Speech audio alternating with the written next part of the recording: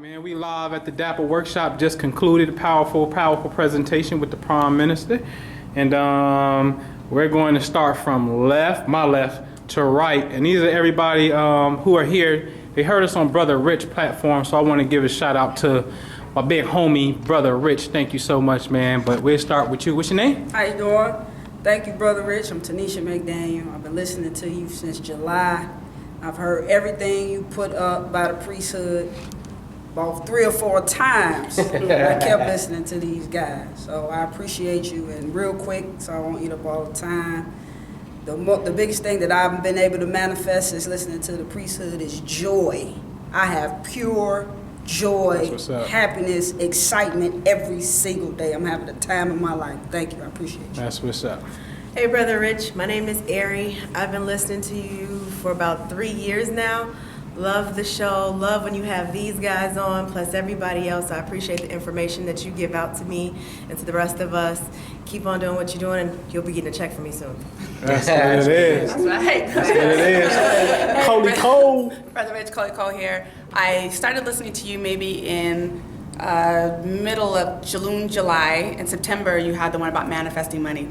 And I was listening to the priesthood, and I literally found $5 on the ground while I was listening to the show. I joined the next day, signed up. What do I need to do?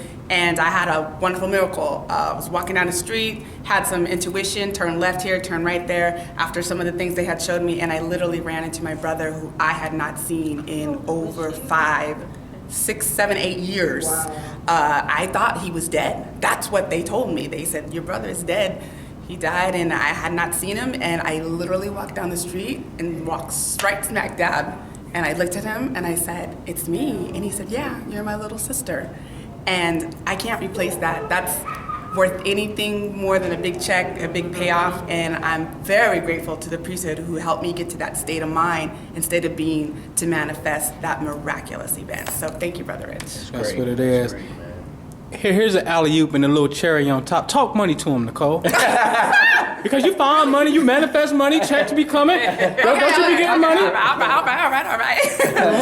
right here. You want to get with this. Okay, so I find $5 on the ground. Oh my gosh, I can't even think. I got a job increase, so my pay went up 10% after I started working with them. I've literally manifested probably like almost $1,000 in lottery wins. That's right. Since I've started working with them. That's New right. car. I'm looking to buy a duplex now. Mm-hmm. So when it comes to money, I don't stress because it comes. That's what it is. Thank you so much. You got to talk money to him.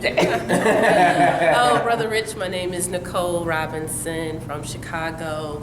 Was introduced, I think Manifesting Money was probably the first video I listened to as well that introduced me to the brothers here, and it was powerful. A lot of the concepts I was already familiar with, but I was going through a kind of season of doubt, and it just kind of reaffirmed all of those things that I know within myself, and kind of brought me to a level of just a better, more affirmed myself better. So I appreciate your show. It's quality content. I've probably listened to your shares at least 2 or 3 times, and those are in my favorite list, so I know I can always find them and go back to them and listen again, because every time I listen to them, there's something that I didn't hear the first time that I hear again. So I just appreciate what you're doing, how you're doing it, and you're impacting a lot of us and making us better. So thanks. Yes. That's what it is. Prime Minister. What's good, Rich, man? You know what it is, man. We love you, man. The work you're putting in, the information that you're sharing with the people, giving us an opportunity to come on your platform and share this information is tantamount to the success that we have. These beautiful ladies here are all manifestations of your show. So we want to say salute to Black Magic 363. Yeah. Rich, keep doing your thing. You're marvelous at what you do, man. And Minister Jude, the priesthood, I want to say thank you, brother. Hey, Jude, talk money to him too, man. Oh, hey, man. But now tell him about the sister who only heard the radio show on that slideshow that you put up today, and she got money. She got them 2 stacks? That's right. It was 2 stacks. You know, that's some pretty good chump changes to have from listening to a show and then getting into the feeling of joy and happiness like this sister, and then magnetizing some bread to her, you know? So what happens all the time, man? Rich, we got, I sent you the That's right. testimonial. 74-year-old woman from Tulsa, She called me. She said, I heard you on Brother Rich show, and I love his show, man. And y'all brothers just uplifting the people. So, the testimonial game is stupid, man. It's just, it is what it is, man. It is what it is. Rich, man, you already get them emails. I'll be sending you them texts, man. Because I always want to let you know that the people are listening to your show, and this is what's happening from them listening to the information that we provide on your platform. So Facts. Proof. Big on 1, 2, 3. We love you, Brother Rich. We love you, Brother Rich.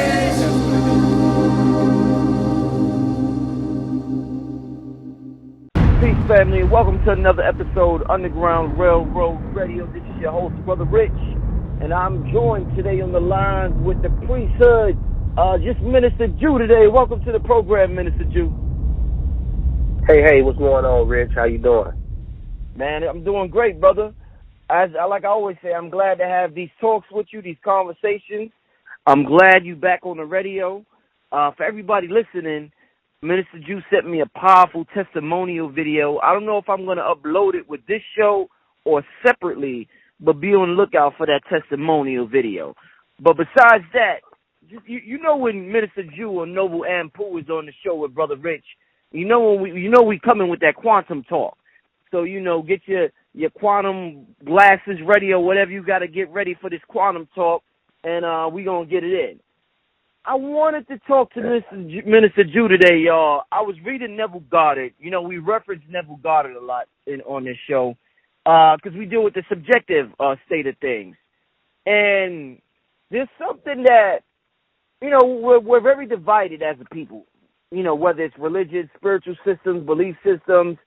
You see a lot of divisiveness within the different groups. But if there's one thing that's a unifying element, Minister Jew, that everybody does, everybody prays. The Muslims, they pray. The Buddhists, they pray. Christians, they pray. Jehovah's Witnesses, guess what they do too, Minister Jew? They pray. So they all pray. Now I'm reading Neville. You know what Neville said, Minister Jew? Neville said the problem is that we're not praying the right way. He said we're begging. We're pleading. We're begging to God. And most people would say, well, shit, that's God. I can't come across God as arrogant. I got to beg God. That's the Almighty. Neville said, nah, you don't pray for God. Neville said prayer should be a thing of thanksgiving. Like you're thankful you already have what you're praying for. So I said, hold up. This will change the dynamic because there's people from all walks of life, all different faiths that listen to this show, Minister Jew. So everybody can relate to this right here. I want you to talk to the people. What does Neville Goddard mean? We're going to get into some other stuff with quantum, but I want to start off with prayer since it's something that everybody can relate to. Minister Jew, what does he mean by we're some damn beggars when we're praying? Please, God, I need this job. Please, God, I need it. Oh, God, I need a girlfriend. Oh, God, I need this. What does he mean by we begging too much and that's why we're not getting results, Minister Jew? Well, it's a great topic of discussion. Again, I'm glad to be on your platform. Much success has been rendered from some of the teachings that myself and my partner, Ampu, profess on the platform. I just want to say thank you again, brother. But, what he's saying is that, and I always say this, but, new ideas require many reiterations.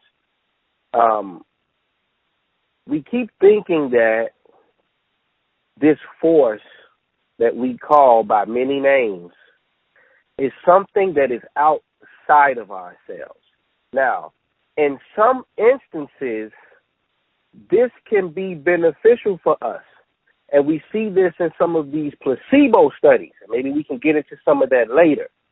But what he's referencing is that we and the Creator are one. And in this body, or in this encasement of matter, we tend to be or consider ourselves to be in the office of the sent and not the sender. And so we think that we are praying to something external to ourselves or external to our own being, when really what we're doing is we're calling on the higher faculties of our own existence to bring forth and materialize what it is that we're looking to objectify in the world. So, and then there's methods to that particular statement that he says too. So it's just not about asking. You know, it might seem, because some people may get different responses when they pray, or they may feel a certain way when they pray. But the proof is in the pudding from what shows up. And so there's different methods to prayer, and some methods seem to work greater than others when they're applied properly. So we are the force. The individual is the actual force. But you're calling on a higher constitution of light to render something from the invisible to manifest into the visible. And this has been proven by quantum mechanics, quantum physics. These things have started to unveil themselves based upon the mechanisms of how very, very, very, very, very tiny particles of light interact based upon our observation. So it's not really spooky talk anymore. Some people just haven't elevated to that level yet to understand it. But what's really going on is we're having a dialogue or an intercession with the higher faculties of light. And when we come to that particular point as an equal, then things are bestowed upon you as an equal. But you know how it goes when you're a beggar person. You know, it's just like imagine when you're walking in the store, Rich, and there's some people out there begging for change, right? And, you know, sometimes the initial reaction be like, man, I ain't giving this bum shit, you know? Or, you know, sometimes that could be the initial thought, like because you're coming from what appears to be a lesser condition. And so people's ego, when they look at a situation like that, that's how it can translate over. So if you're coming as a beggar versus an equal, sometimes the exchange and the trade-off is not necessarily what you're looking for. So Minister Jew, now when I reference Neville Goddard and he says that prayer should be about thanksgiving, I think about when I analyze the people that we consider financially successful in this world, the people that we consider rich in this world. And the one thing that they all say is that, well, let me start with Oprah. She says she has a gratitude journal, and every day she writes down 1,000 things she's grateful for. The average person would think that's a complete waste of time. What the fuck am I walking around, pardon language, what am I walking around for with a journal, right? I'm thankful for this, I'm thankful for that. But this is what she says she does. Rhonda Burns, the lady who produced The Secret, the documentary, the follow-up to that was called, I forgot what it was called, but it was about... The Magic? Yeah, the Magic. The Magic? Yeah, the Magic. And that was about the science of appreciation, how appreciation is so important. So people continue to say how important it is to show gratitude, to be appreciative. You got to be appreciative. And I think I told you this in the previous program that in studying human behavior, I noticed that, and I even seen a meme of this, that we want something very bad, like we'd do anything for it. We beg for it. Once we get it, we don't appreciate it. Then once we lose it, we want it all over again. So I need you to, I think this is something the average person, like even Esther Hicks says she goes on, she calls it a rampage of appreciation, where she'll just go off for about an hour about what she appreciates. And she calls it rampage of appreciation. And they keep saying how this will get you, this is one of the closest frequencies to love, the love energy that we call God. What can you tell the people from what you know in the quantum realm? How powerful is this aspect of appreciation that the everyday man and woman is taking for granted, Minister Jew? Well, it's interesting. We created something on our end called Gratitude to Success. This was actually a couple years back, and then Pooh created something called the Gratitude Journal, the daily journal, writing your initiatives and goals and desires down. And a lady by the name of Octavia Butler, she's a sister. She passed away now. She was a fiction writer, science fiction writer. And they found a journal of hers a very personal journal of hers. And in her journal, she would write things down like, I will, I am, this is going to happen, I'm thankful for this, etc. What that does is it opens up this revolving door of energy to circulate. It's all about circulating these energies, circulating these intents into the ether, into the universe, because when you say you're thankful for something, that means you're not complaining. And the problem is people are always complaining. They always have a gripe. They're always upset about something. Therefore, they're not saying to their own self, to their own parts of their higher constitution and consciousness, that they are thankful, that they are blissful, that they do have. And this is what allows these people to have this type of lifestyle, because they understand the science behind gratitude, the science behind appreciation. When you're emitting these emotions, right, feelings and motion, what happens is you're sending out a vibratory rate so that other vibratory matches can pick up on that frequency. And then all of a sudden, you have something else to be thankful for. You have something else to be appreciative for. You're adding on to this snowball effect. It starts off slow, and then it turns into an avalanche. So the more that you find something every day to be appreciative for, then the more this continues to add on to your ledger or in your spiritual escrow account, so that things can continue to manifest for you, so that you can continue to say, I am thankful, I am appreciative, because as long as these things are happening, you'll never find yourself running out of things to be thankful and appreciative for. So this is the science behind journaling and writing and reciting these affirmations, but they can't be done in this, this sort of whatever type of way. Oh, I just say it 100 times. No, it doesn't work like that. The emotion is what's fueling the manifestation, you see. And so that's the science behind the affirmations and the science behind gratitude and appreciation. Now, one thing I noticed just throughout the years, you study this thing, you grow spiritually, and I would use words like, I believe this or I believe that, and brothers will always correct me. Brother, you got to know, you can't believe, you got to know. So they always will say, don't mess with the word belief. You have to, it's about knowing. But when I study Neville and when I study other people, they always talk about your belief system, your belief system, your belief system. So I know this throws certain people off when I don't know if it's semantics or not, but when they hear people say you have to know, but then at that same time, they read the material, and the material always goes back to the belief system being the cause of the emotions, their feelings, their reality, and everything that happens to them. So what can you tell me about belief versus knowing? Well, belief is a very powerful word. Don't let anybody fool you.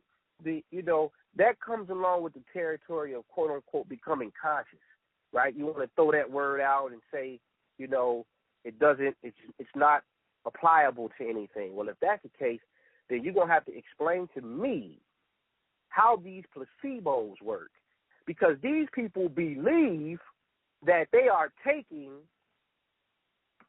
actual pills that are going to heal them, and they are loaded with sugar, or they're loaded with saline or fluids, or whatever they're choosing to use. They have a strong conviction and belief that I'm taking an actual medication. And these people are walking out of these places. And I mean, you should see some of these placebo studies. Listen, it's getting so difficult now to put what they call quote unquote real drugs on the market, because they have to run them up against placebos. And some of the placebo studies are coming out stronger than the actual quote unquote real drugs, Rich. Wow. So now, it was a study, July of 2012, conducted by the Baylor College of Medicine. The lead doctor was Nelda Ray, and they took 180 patients, and they told them that, look, some of you guys are going to be involved. This is a placebo study. You guys have arthroscopic knee problems. Some people are going to actually get the surgery. Some of you are not. But we're not going to tell you who gets it and who doesn't. So they will put like fake incision, actual cut on them, like there was an incision there.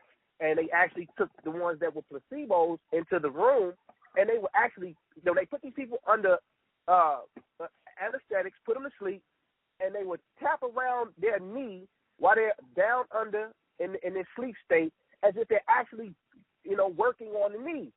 2 years later, as they continue to study, it comes back that the people who had the placebo were reporting better results than the people who actually had the goddamn surgery. Mm. So now we have to question our perception around these words, right? Mm-hmm. So it is a power inside of belief, but I get where the disagreeable energy comes from with the word, because we're in an era where we want people to know facts, and that's okay. There's nothing wrong with that. Evidence, things that have been concocted and have fallen into the particle world. Yes, we can look at it and analyze it with science and say, yes, this is a fact. Yes, this did happen, etc. But belief is a subjective thing. It's not necessarily an objective one. Okay. And when we understand the power of subjective reality, then this thing becomes, we open this Pandora's box of probabilities and possibilities on a quantum level, you see? So, okay. So with that being said, possibilities on a quantum level. One thing Neville Goddard says to do, when we pray and before we go to sleep, in order to speed up the process of manifestation, he says we have to go to the subjective realm or the quantum realm. One of the things he says to do is to think about what we want to happen as if it's happening to the best of our ability right before we go to sleep. That time right before we go to sleep, to think about it, feel ourselves being there, and take that thought with us in the sleep realm, in the subconscious realm, and he says the fourth dimension will take care of it for us. Now, some of this stuff seems a little silly to people. He says your reality has no choice but to make it happen. Has no choice but to make it happen when you do this exercise. Now, you tell some people to do this exercise, they may say, that sounds too good to be true. Or even a gratitude journal, that sounds too easy. I need something harder.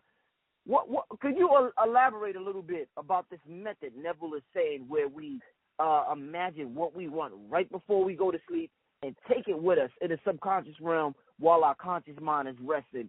What does that mean? Elaborate on that for the people, Minister June. Well, first of all, for those that think that it's complete nonsense, let me give you guys some stats on the priesthood. And Rich, you have witnessed this. In a little bit short of a year, right, 9 months roughly, we started the I Am Prosperity Club in June.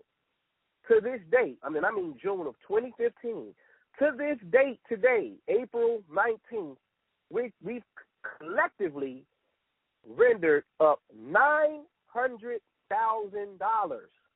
in over 90 testimonials. Rich mentioned at the beginning of this show that he's going to upload the video that we had at the Dapper Workshop, where people who heard us on Rich's show flew into Chicago to take in this experience and show the love back to Rich and the priesthood. So, and in a little bit over 3 years, because I mentioned earlier we had a Gratitude to Success club. When we tallied the monies together, we had $1.3 million from utilizing the technique of sleep, gratitude, and imagination. These are the facts. These are the facts with real people. We cannot make this stuff up. We post this stuff every day on our pages, on these social outlets, because we know black folks want to see the proof. So we've done our diligence to make sure that you're going to see it. So, saying that, it is a science behind why you should indulge in that particular action right before you go to sleep. Why? We are entities that operate on waves. Alpha, beta, theta, delta, etc.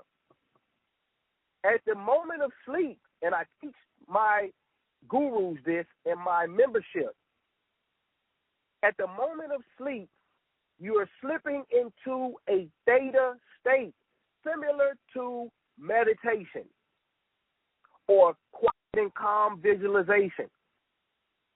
This theta wave is being activated by a specific structure in the right hemisphere of your brain known as the hippocampus, specifically the one on the right, because you do have one on the left. But the one that's inducing the theta wave is the one on the right. That is activating the processes of creativity, imagery, dreams, trances, etc. that allows you to tap into the subconscious regions of your mind. So now, if you take an image, you know how sometimes you could just be watching the TV before you go to sleep, and then you end up having a dream about something you saw on the TV or a conversation that you had? Yeah. That's right. Cartoons Well, and shit like that. Yeah, that's right. That's right. So this is what happens. You've taken that image down with you into the twilight of your sleep, and now the part of you that is running the 90% program, you know, just like the computer that you run, you see the stuff on the interface on the screen, you know, the home page of the website, but there's a program that is running in the background that has these multiple combinations of numbers that is responsible for you being able to see what you see on the physical surface called your screen, that is doing most of the work. So now the subconscious mind is that operating system that is taking all these informations in that you gathered from your sensory perceptions, taking it, amalgamating it, formulating it, molding it to give you an experience in the objective world. So now when you take these images right before sleep, this is a very powerful technique because you're training the subconscious mind to create another image to be projected in the objective world. But it takes some other things to couple along with the image. Now, some people get lucky. Well, I don't want to call it luck because some people genuinely have a higher level of emotionalism and they're able to perform an immaculate conception. And no, I don't mean the way that you're probably thinking when I say that. When I say that, I'm talking about being able to create an objective reality from a psycho-spiritual experience using emotion only, a heightened level of emotion. Some people's emotion is so intense that sometimes they don't need the image to go along with the emotion and still end up getting a result. But see, at that point, then they're only using subconscious feeling, right? But the act of creation requires two. If it's going to be solid and hold up in detail, which is conscious and subconscious, which is sperm, the egg cell, you start to see it on these many levels of creation, right? Sun, the moon doesn't hold light of its own. It's receiving rays of light from the sun, which act as conscious input onto something that you would consider to be passive or static in nature, being the moon, right? And so then you get creation. This is how creation is done, you see. So this is the science behind going into the mind at the moment of sleep and dropping off a suggestion to have it materialize and formulate itself in the underworld and then raise back up to the top of the river, and you can just go make your pickings from whatever it is that you created, you see.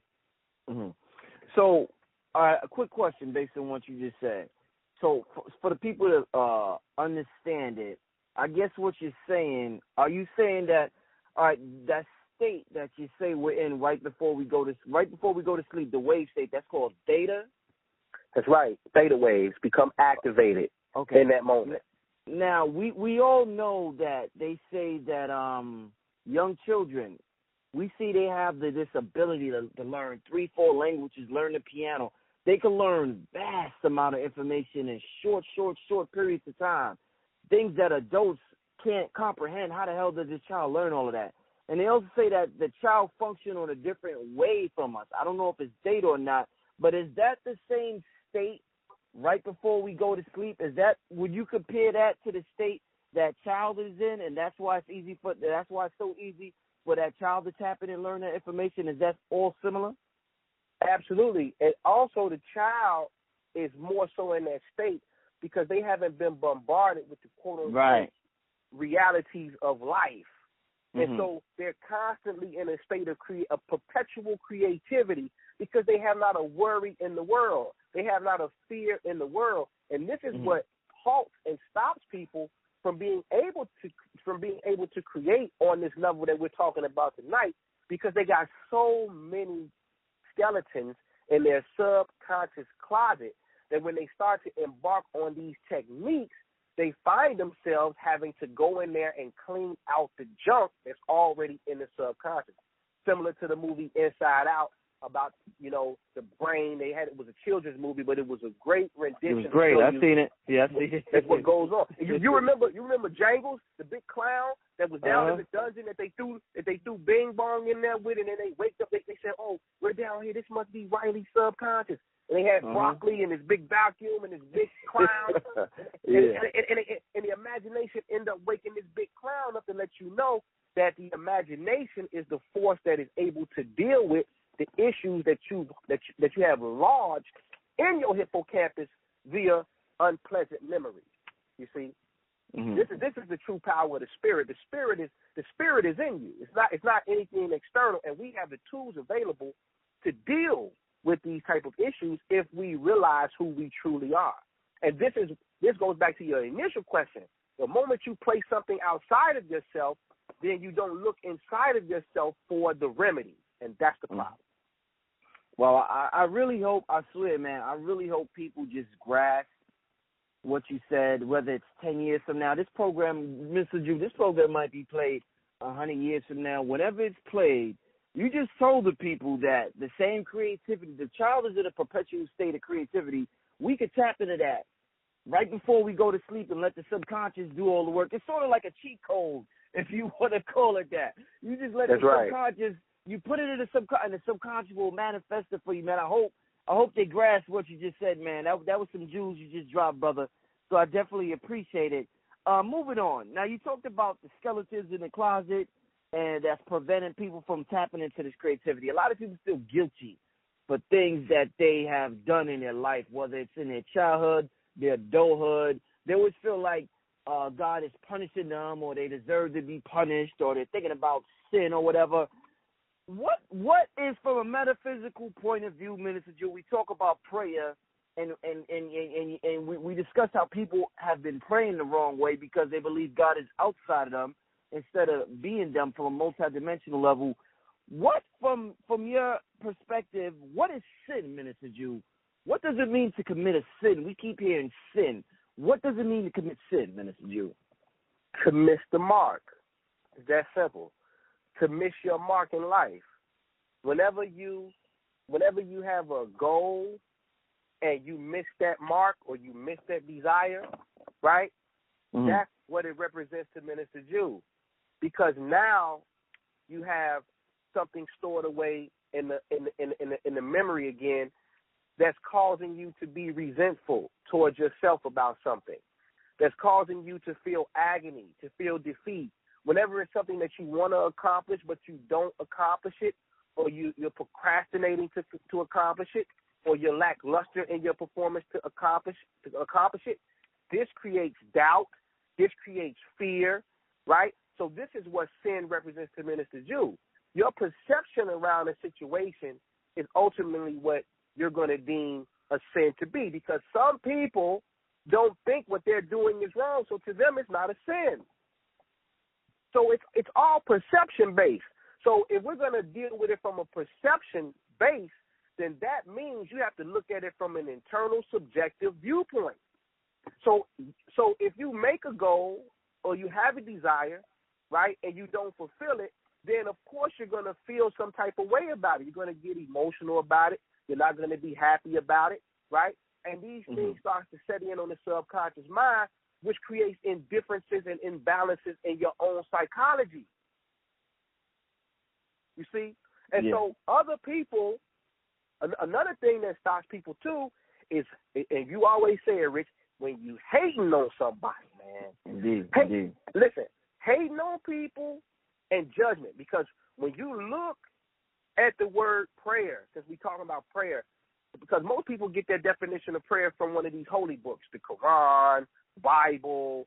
This is where they're getting their ideal of prayer from in the Western Hemisphere for the most part, right? And really the world, they had these holy books. You'll see that it's a word, palal, in the Hebrew, which means basically observation and judgment. So now every time you pass judgment on somebody, you've just invoked the prayer. So now you understand the wisdom when it talks about not being judgmental about another person's situation that has nothing to do with you directly. Because the moment that you make an observation, because that's what an observation, that's what judgment is. You know, you say, well, judging by the looks of it, right? That's a familiar term. Judging by the looks of it, what you just said is you just made an observation or a measurement of a situation. And in quantum physics and quantum mechanics, they tell you that human observation and consciousness collapses waves into particles into finite things, into physical things. So now here you go, you think you just going to be the gossip mill. And, you know, somebody else got something going on, and for no reason you just hating on them, or you don't like them, or the jealousy is there because they may have something that you don't, right? Even though you're not conscious of it, you just made a prayer. You just made a prayer against your own self. Because you're questioning somebody else's thing that has nothing to do with your life directly or indirectly in most cases. And so this is what derails a person along with the things that are in the subconscious mind from creating the reality that they're seeking to have. You see? Indeed. Right.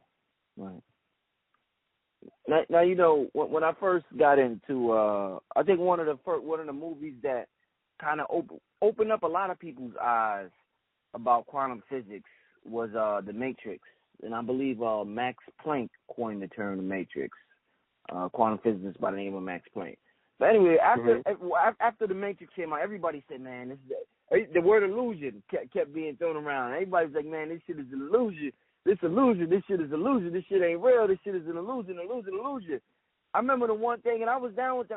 I'm like, yeah, this illusion. But the one thing that kind of rubbed me the wrong thing about saying that verbally, inside I was like, shit, but my love for my mother ain't an illusion. Because I felt as though I experienced unconditional love in this lifetime for a human being. And I felt like that shit was like, I was like, it hurt me to say that was an illusion. In my mind, at that age, I'm like, nah, everything's an illusion, but that wasn't no illusion. Because it was so real for me that I did not want to believe it. So then later on in my studies, as I get older, I hear people say things like, the only thing that exists is love. Everything else is an illusion. So that made me feel a little better about how I felt previously. I want to talk to you about love existing in this realm. The love we have, the love you have for your wife, Minister Jew, the love I told you when I was young I had for my mother, the love we will have for our children or for just fellow humanity.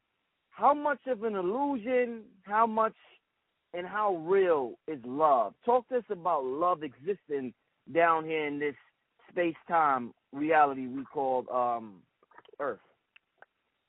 Well, it's very real. You know, you can't deny how you feel about an individual. And then the more that you start to study this thing, you find out that we all are one. There's really no separation between you and the next person, you and your mother, you and your wife, you and your sister, you and your husband, you and your brother. There's really no separation. The senses, the outward senses is what forms the illusion, right? But the inward you, the one that dwells within the silence, right, that's picking up on how you feel internally, that's what's real. You see?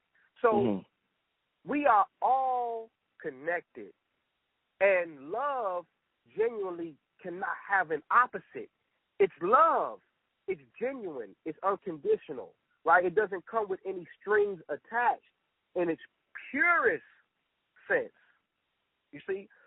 But humanity struggles with love, Rich, because our egos get in the way, right? Sometimes our desires get in the way. People kill one another over the things that they quote unquote desire in life, right? And so this is why they'll tell you that love is the only thing that can conquer man's desires.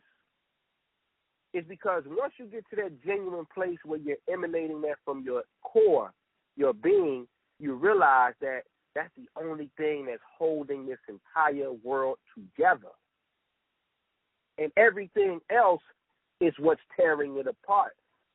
So you should only want to march in the direction of love. Be around people who genuinely exemplify those traits, who genuinely showcase that in their everyday life, because they're vibrating from a much higher place, man. And so that's what love is to me, man. It's an unconditional thing that doesn't have an opposite. Indeed. And that's what we all really are striving. Listen, no matter what it is that you're looking to have in life, no matter what desire or goal that you're looking to have, you're looking to have it because it's usually connected to three words: joy, happiness, and love. On some level. On some level, right. Wow, man, this is like, yo, man, I just love this. So when you think about it, the sophistication. Now we look at these computers, Minister Jew, and we like, damn, that's some stuff. I can't wait for technology to be advanced. But it's like our body and our senses, that's some sophisticated shit there, man. Because what's essentially happening is we belong to this quantum field. We're all connected, but by the time we go through our senses and we see outside our eyes, Einstein called it the optical delusion. Everything appears separate. And we get so engulfed in our senses that we really believe the person you love is separate from you, but that's just an aspect of yourself. Or the thing you desire the most, your desire in life, whether it's to be the greatest speaker in the world or the greatest doctor or the inventor, you are already that.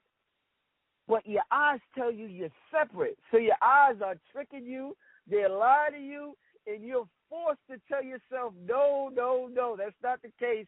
That is me. You got to claim it. Like, I love this talk, man. That's right. It's a scripture.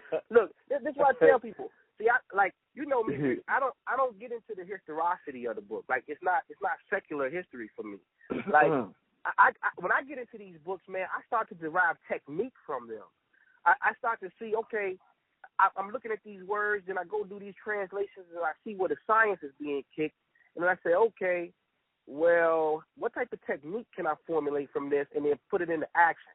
Like, it's one thing to sound all deep and have all this information, yada, yada, but who is applying the information? And not only that, who's applying the information and getting results? So The priesthood, our claim to fame has always been, we feel like we have some of the best information and the best application, and we get some of the best results, right? And so it's a chapter in the book of Mark, I think it's 11 and 24, where he talks about whatever you ask for in prayer, you have to believe that you already have received it, right? Mm-hmm. Now when I look at that, it's actually in the book. So now when I look at that, I said, no, okay, because I read the scriptures as first person, as it's me reading it back to myself. Mm-hmm. Mm-hmm. I don't look at it as some men who lived 2,000 years ago, 3,000 years ago, who are telling a story about something that happened 2,000-3,000 years ago, and I'm reading it as an onlooker from some history 2,000 or 3,000. No, I'm reading it as the first person to say, okay, that these authors were talking about an experience that all of us can experience if we understand that it's talking about states of awareness and consciousness.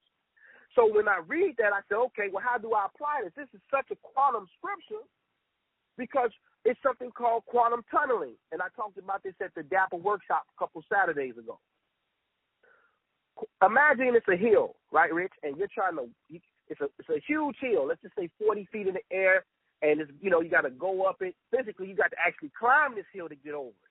Well, quantum tunneling says, no, I'm going to pass directly through the matter and land on the other side of the hill while you doing all this hard physical work, pulling ropes and climbing ladders and then rolling down the hill to get to the other side.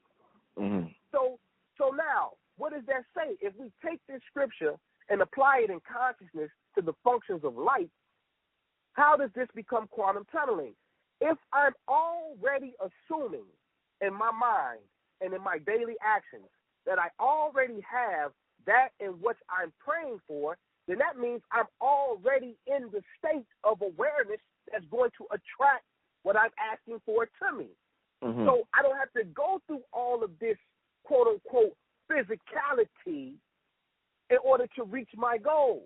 Now, this sounds absurd to somebody who hasn't practiced it, and it's so into physicality. But then when I tell them, well, you know nothing that's physical can exist without subatomic particles. So now that means everything that you see with your physical eye is constituted of particles that are formally invisible.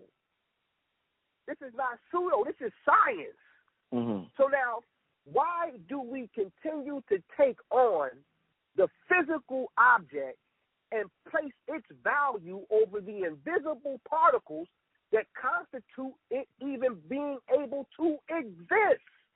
Okay. We should take it back to the organic particles that are vibrating on an invisible level, learn how they function, so that we can now become master creators on the physical level. So then when Minister Jew teaches his students in the quantum imaging membership, right? And then when you watch the video when Rich uploads it, you'll see Nikki Builder, who told me that she wanted to manifest $10,000. She started in the membership in November of last year. 3 weeks ago, I got an email I sent it to Rich. I believe I sent it to you. Well, you saw the video, so you saw it. 3 weeks ago, I get an email from Nikki saying, Minister Jew, Noble, and Pooh, I thank y'all for this work that y'all doing. Yeah. My 10K manifested as a birthday gift. Now, she didn't go out asking nobody for $10,000. She didn't go out, let me figure out some type of plan to get me $10,000. No, we utilize these principles and they work, and we get the results, and the people testify for themselves. Rich, we got, man, it's at least 8 testimonials from your show, but we're going to send you over these images, and hopefully you'll upload them for some of the imagery on this particular broadcast, where we're at $29,000 just from 3 people who heard us on Rich's show. One manifested 10K, another one manifested 12K, another one manifested 5K, another one manifested 2K. All these people just from hearing our dialogue on Rich's platform and applying the principles. Yeah, this you're is going to see powerful, their face, man. you're going to see their name, you're going to see their email, you're going to see all of that. This ain't no hocus pocus, man. It's real talk. So once you start to understand that God lies within your own consciousness, you can create whatever you want to create down here, man. And so when you start to read these scriptures, like it says, I think it's in the book of Joshua, wherever your foot shall tread, thee I have given you. So now, what does that mean? You have to put yourself in that place mentally. You have to make a mental judgment, because remember, prayer translates to judgment. So you have to make a mental judgment, a mental measurement of where you would like to be. It's called a goal in our modern day world. And then when you set these goals, then these things manifest in magical ways, might I add. You asked earlier about writing. Why is writing so powerful? Well, They did a study on people who actually, some people just have goals and they never write them down. They got all these goals in their mind. They never write them down. I want to do this. I want to do that. I want to do this. Other people take the time out to sit down and journal what it is that they want to do. When they studied people who write their goals down on paper, they said 70% of the time these people manifest the goals that they write down, and the people who don't write it down and keep it in their head, under 20% manifestation rate. So it's something about scribing. Right. There's Okay. a magic in writing.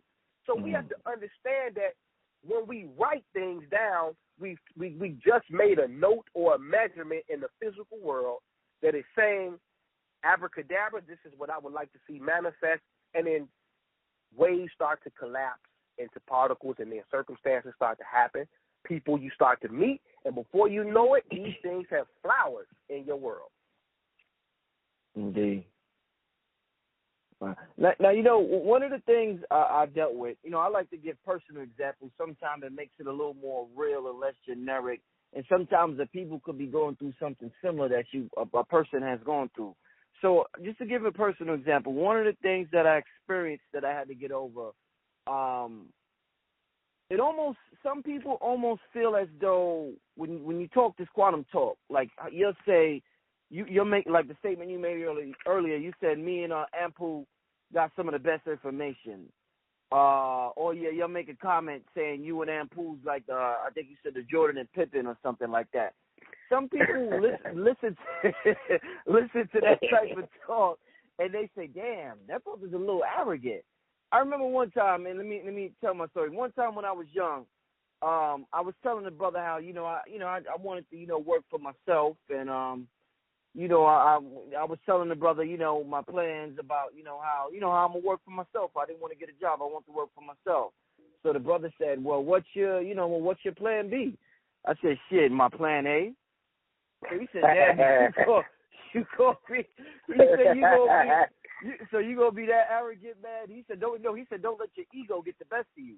So I brushed it off, but when we walked away a little bit, because what you're doing, a lot of people aren't doing. So you're like, "Damn, am I being arrogant? Is this my ego that's telling me, to do this and do that?" So I struggle with that a little bit. But the more you get into quantum physics, this shit ain't arrogance, man. It's who I am. It's who I am, man. And if you get offended with it, I can't help it. But it's just who we are, man. We can't dim our light for others to feel good. So I want you to talk for those who may feel a little, who might have a false sense of humility and don't want to say they have the best information or don't want to say they're great. They may be scared to go outside and say, "I'm great," or "I'm divine," or whatever it may be. End the program, Minister Drew, and I definitely enjoyed this program. Talk to the people, let them know, not to say that you have to look down on somebody, but talk to the people about not dimming their light to appease somebody else. Well, see, this is a brilliant question, man. Listen, especially in our community, people need to see confidence, man. Indeed. People need to see strength. Like, we've seen people bow out. We've seen people take the not so confident or lesser self-esteem route. Listen, own up to your greatness, people. I don't get it. Like, one moment, and see, this goes to tell you about our sense of self. One moment, we talking about what we did 6,000 years ago and how great we were, right? We built this, we did that, we were great. Then when we get into the now moment of ourselves, then we have a problem saying we're great. It's weird. It's weird. It's weird. So don't shy away from your greatness. It's one thing to be confident. It's another thing to be braggadocious, shall we say. And so learning the medium between the two is okay. But those are people who have low self-esteem and a low value of their sense of self. Know your worth. Know what you're capable of doing. right? Why do you feel like you always have to humble yourself to a level where, you don't feel like your work is enough or it's not being appreciated? We have to step up to the plate and be confident creators. Be confident creators. We can't be out here, oh man, they had to say it like that. Say it like what? What's wrong with telling the truth? See, that's the problem. People, they say they want the truth, but then when you give them the truth about what it is that you're doing, right? See, really let me tell you what that's being disguised as, Rich. Hating. Oh, okay. That's disguised hating. Makes a lot of sense. Disguised jealousy, but in a way where it's passive. Oh, you don't got to be that cocky. No, what you're really saying is, I can't stand you. I can't stand you getting this thing done like that. And I'm not getting it done. Remember the Mad Rapper on the Big Yeah. His albums was all right. They was all right. My albums more John Blaze than that. You know what I'm saying? But meanwhile, you're not producing on that level, and that's okay. But get around some people who are winning, folks. Get around some people who want to win, because that's going to rub off on you, and you'll start to see the mirror neurons. The mirror neurons. Huh? Hey, there you go. Get around some people that got success neurons, so that your mirror neurons can mirror some success. It's really that simple. You know what I mean? And again, you got to cut the hating out, because you're praying against yourself. You're praying against yourself. So, man, it's a great show, Rich, man. As always, man, I appreciate it, man. Letting me come on here and build, Definitely, man. Let the people know, give them contact info, and let them know if the priesthood got anything coming up. Man, we stay busy. We take pride in making a schedule out in advance, because, we always looking to collapse a wave into a particle, so we keep our schedule lit so that it's always an opportunity for something to occur. So, immediately what you guys should want to do, after you see this testimonial video that Rich going to put up, I hope he put it up with this video, man. Y'all got it. Rich, they got to see it. Yeah, I'm going to have to do got it. To see it. The direction this winning, I got to. You got to put it up, man, so that they got to see it. So, because it does more for them to see that than for me to talk it. You know what I mean? Right. The deal is, we have another workshop coming up in September. So you got plenty of time. You got about 5 months to get yourself straight, right? We're going to be in Florida, Jacksonville. Workshop, one-day workshop, but we're going to be there for the weekend. So if you want, we terminate it, kicking it with the priesthood. Positron Pass weekend with the priesthood. That's the title of it. Jacksonville, Florida, September 23rd, 24th through the 25th, something, that weekend right there, the weekend around the fall equinox is where we're going to be in Florida. Positron Pass. We're going to get into this quantum dynamic of the positron and show people how to rewrite memory. We're going to get in here. We're going to clean up these place cells. You got these place cells in your hippocampus that are pyramidal in shape. You see? So these shapes are inside of your body, people. And then they became objectified and been glorified.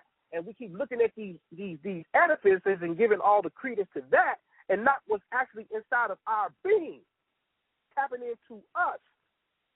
So what we're going to do is we're going to get into this hippocampus, and we're going to clean up on aisle 2.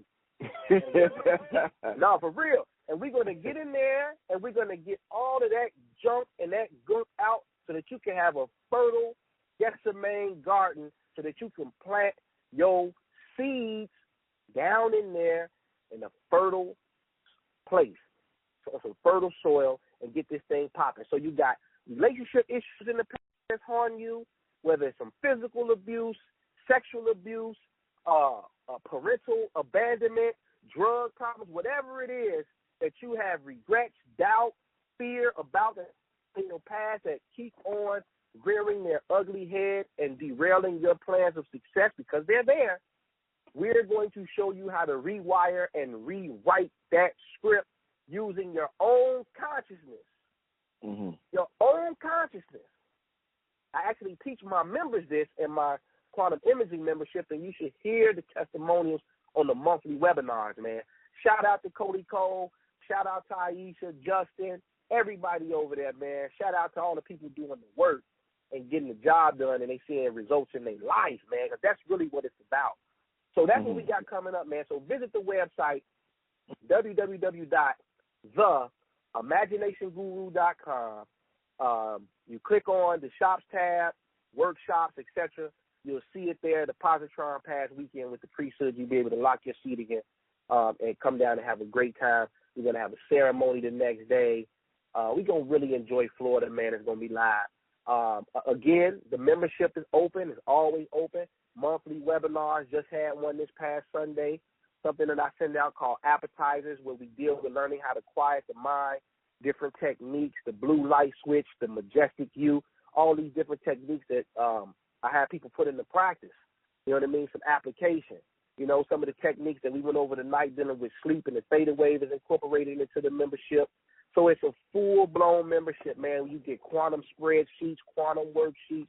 We get you to drill this information into your mind so that it becomes a part of your being, and you know that this is a lifestyle change. This ain't just some information that you're going to come here and say, ooh, it was deep, and then run and compare it to somebody else's information and see where it agrees or disagrees. No. You're going to have to actually come in here and practice these things and watch the results fly. Because that's all we've been getting for the last 9 months, and Rich can vouch for it. So that's what we got, man, coming up. That's what's available. Again, the ebook, Imagination at Work, real short read, straight to the point. I know people's attention span is short, so I made it short but compact with data. Dealing with this quantum thing, you can download it from the website as well, theimaginationguru.com. And that's pretty much it, man. Indeed, man. Once again, family, man, we always thank here at Underground Railroad, the priesthood, for coming through. This is something that the black community definitely needs to hear. They need to hear that quantum talk. And the priesthood brings it every time they come on the radio. Make sure you support them. This Brother Rich, Underground Railroad, Minister Jew. We signing out, family. We going to see y'all next time. Peace. Peace. Peace, family. This Brother Rich from UGR, urging all my viewers and subscribers to help support the channel by donating just $1 to the UGR PayPal account. We appreciate the viewership and support, and we understand the power of $1.